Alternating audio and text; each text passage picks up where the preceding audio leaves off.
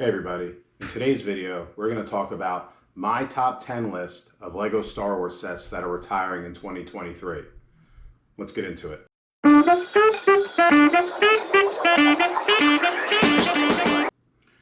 don't claim to be an expert, so I trust others, and a few other sources have said LEGO is moving quickly on a handful of Star Wars sets to retire at the end of this year. And so I wanted to share with you my top 10. Coming in at number 10, Death Star Trench Run. I know some people haven't been so hot about the dioramas that have been coming out. I like them. It's a callback to the original trilogy. It's a good diorama for any collector. I think it's something you want to add to your set before it retires, because as an investor, who knows where that price will go when it does finally retire at the end of this year. What I like about this set is you get Luke's X-Wing, 2 TIE Fighters, and you also get Vader's TIE Fighter, which I think is a really cool addition. It really calls back to that scene in A New Hope, and they put really good detail, LEGO did, into the set itself. So it feels like you're in the middle of the Death Star going down the trench run, ready to destroy it. Really big fan of this set. Dioramas can be hit or miss. I do think this one hits. Coming in at number 9, Death Star Trash Compactor. A lot of people aren't big on this set. I am. I don't have one with me right now. What I like about it is the set of minifigures that you get with it. Again, it's a callback to A New Hope. Obviously, my age, one of my favorite movies. And I really enjoy the fact that they really try to depict the trash compactor scene, which brought out a lot of good characters, and it really displayed Han's character, Leia's character, the way they debated and went back and forth, Luke almost drowning, Chewie, what a great smell you found. So really interesting set. I enjoy it. I do wish LEGO added a little bit more feature in it. The detail kind of feels like they just took pieces and threw them in, so it felt like a trash compactor, so I guess that's good. But I'm not overall a fan of how it feels like they just threw pieces in there. I do like the aesthetic of the set though, so I do think it's one to get before it retires at the end of this year. Coming in at number 8, Obi-Wan Starfighter. Now I highlighted this one on my last video as one of the 5 LEGO sets you should be investing in, specifically in the Star Wars genre.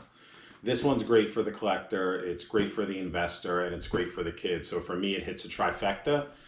You got Obi-Wan, of course, you got the droid that comes with him, and more than anything, you get the Kaminoan minifigure, which is exclusive to this set, and one of the first, if not the first, Kaminoan minifigure that we've gotten. And again, it's a Starfighter. Everyone loves Starfighters. They're great to add to any collection and play with and break down and make your own Starfighter. So I highly recommend picking up Obi-Wan Starfighter before it retires. One thing to note, this one is going to have a short shelf life.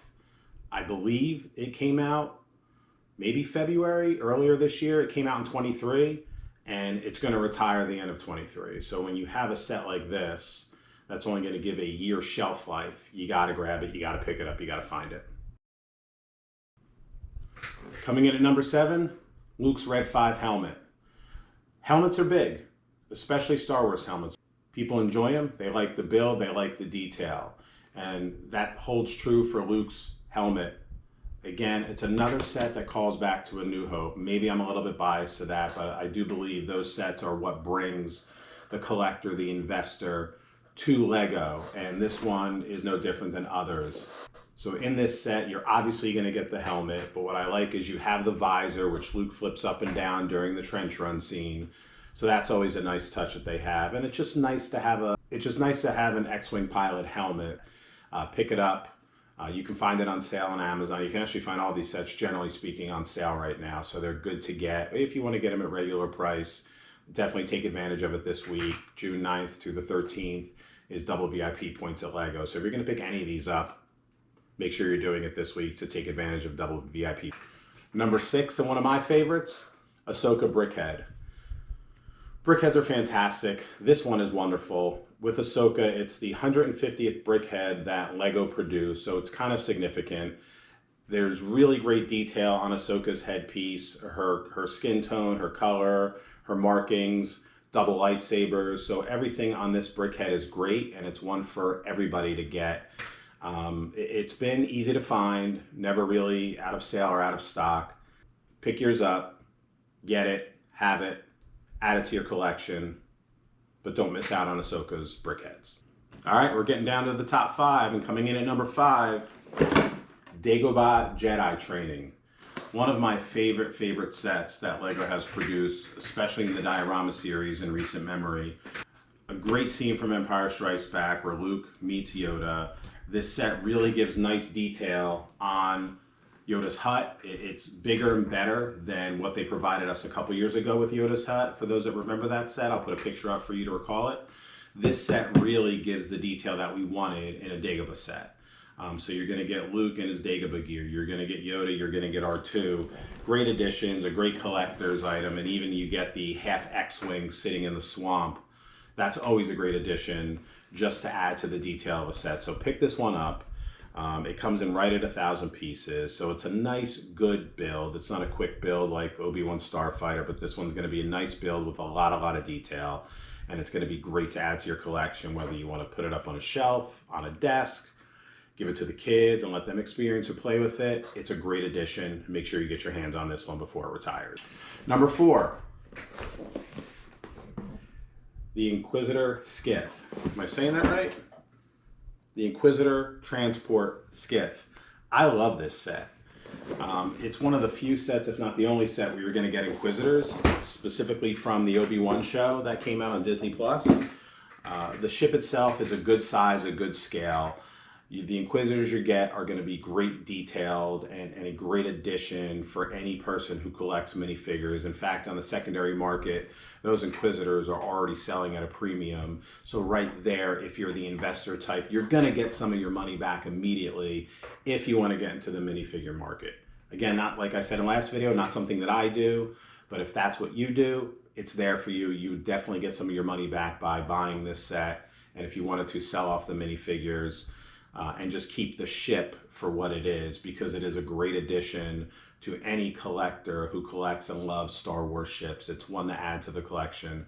We have them up in my son's bedroom where we have a shelf of just ships that we put on display. This is definitely one of them that we're going to add to that. At the price point, it's a really good price match for me, considering the size and scale and the minifigures that you get with it.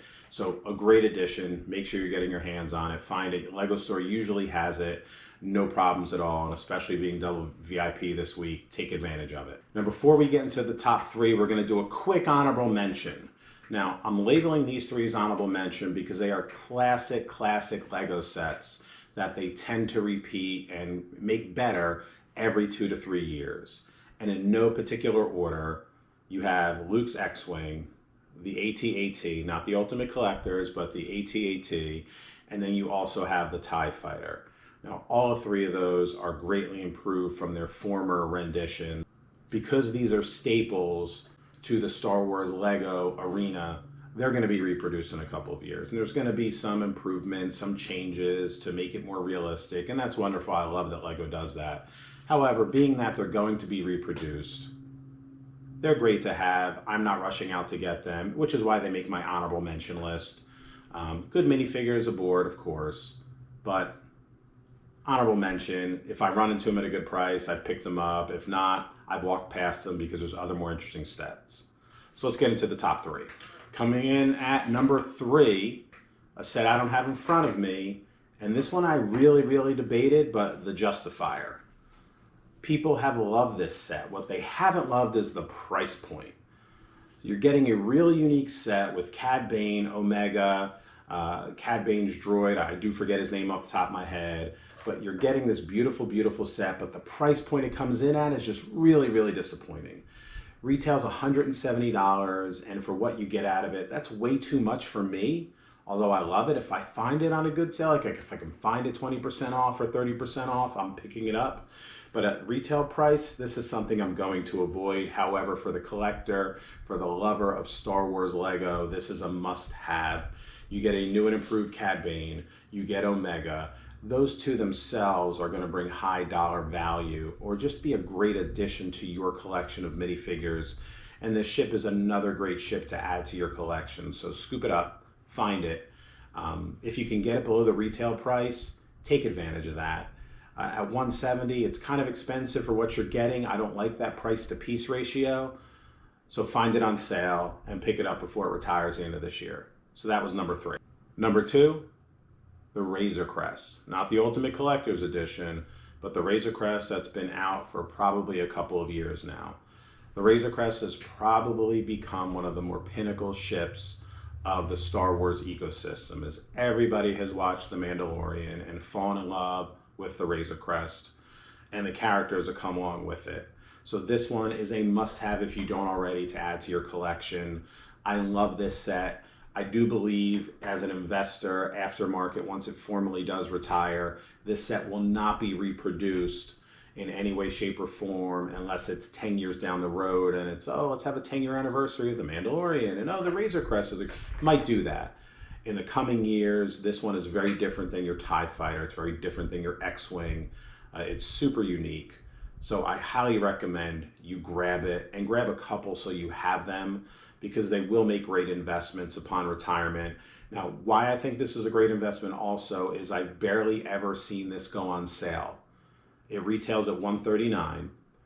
I've barely ever seen a sale price on this. And if I have, it's on Amazon. Ooh, Amazon Day, grab the Razor Crest. And within 5 minutes, it's sold out, which tells you how popular this set has become.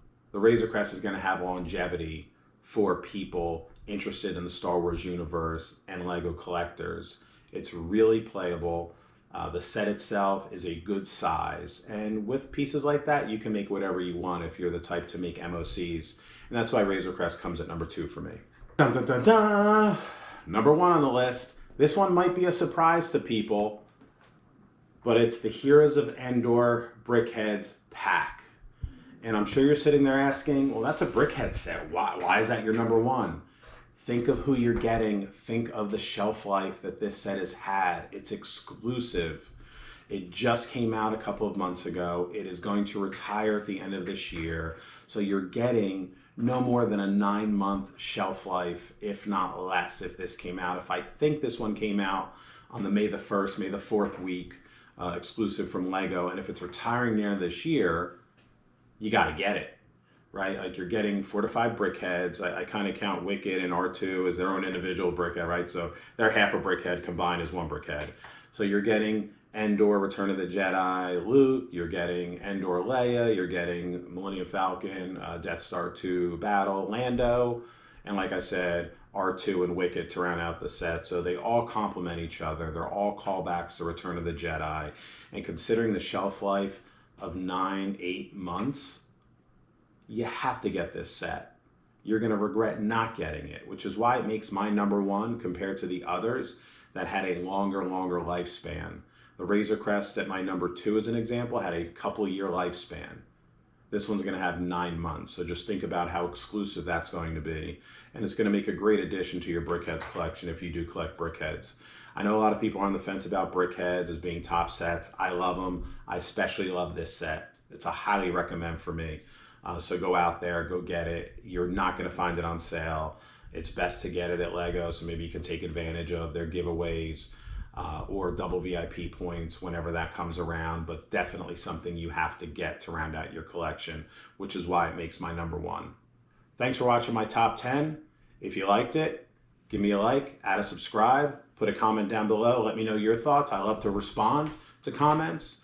These are obviously open up for debate as they're my top 10. But I thank you guys for taking the time and watching. See you next time.